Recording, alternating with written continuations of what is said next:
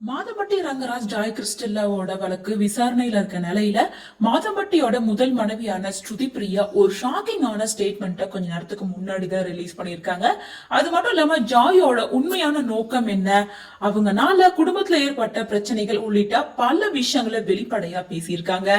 மேலும் ஒரு பெரிய ஸ்டேட்மெண்ட்டை ரிலீஸ் பண்ணி அதுல என்ன சொல்லியிருக்காங்கன்னா, ஜாய் கிறிஸ்டலா தன்னோட சொந்த கையெழுத்துல எழுதின ஒரு லெட்டரை ஸ்ருதி ரங்கராஜ் ஷேர் பண்ணிருக்காங்க. அந்த லெட்டர்ல இருந்தே தெளிவா புரியுது ஜாயோட நோக்கம் பணம் பறிக்கிறது அப்படின்னு எங்களை பிரிக்கிறது அப்படின்னு சொல்லிட்டு ஸ்ருதி ரங்கராஜ் மென்ஷன் பண்ணிருக்காங்க.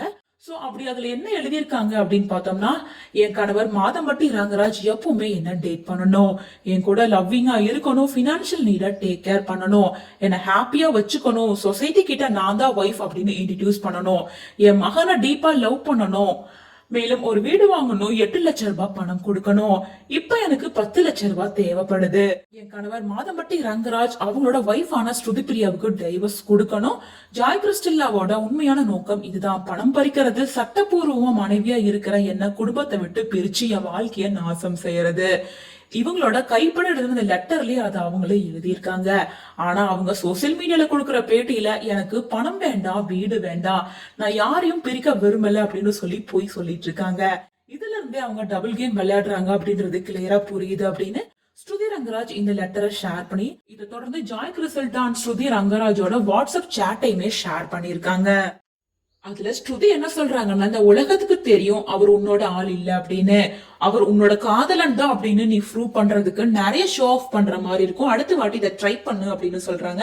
அதுக்கு ஜாய் தேங்க்யூ, இதெல்லாம் உன்னாலதான் எங்களோட உறவு இன்னும் பலமா நெருக்கமாக இருக்கு, சண்டை போடுறதுக்கு இடமே இல்ல, 365 நாள்ல 300 நாளும் ரொமான்ஸ் தான், காதல் தான், உன்னால சோசியல் மீடியால மட்டும்தான் ஷோ ஆஃப் பண்ண முடியும், எங்களுக்குள்ள பொறாம அப்படின்ற இடத்துக்கு இடமே இல்ல, என் புருஷனோட ஒட்டுமொத்த உலகமும் நான், என் ஹஸ்பண்ட் ரங்கராஜ் உனக்கு ஃபேக் ப்ராமிஸ் கொடுத்ததா கேள்விப்பட்டேன், அது எல்லாமே ஃபேக் ப்ராமிஸ் தான், நாங்க ஹாப்பியா ஹெல்தியான லைஃப்ல இருக்கோம், உனக்கு அது தெரியும்னு நான் நம்புறேன், சோ என் ஹஸ்பண்ட் கொடுத்த ஃபேக் ப்ராமிஸ நீ நம்ப தேவையில்லை அப்படின்னு நான் சொல்ல வந்தேன் அப்படின்னு சொல்லியிருக்காங்க.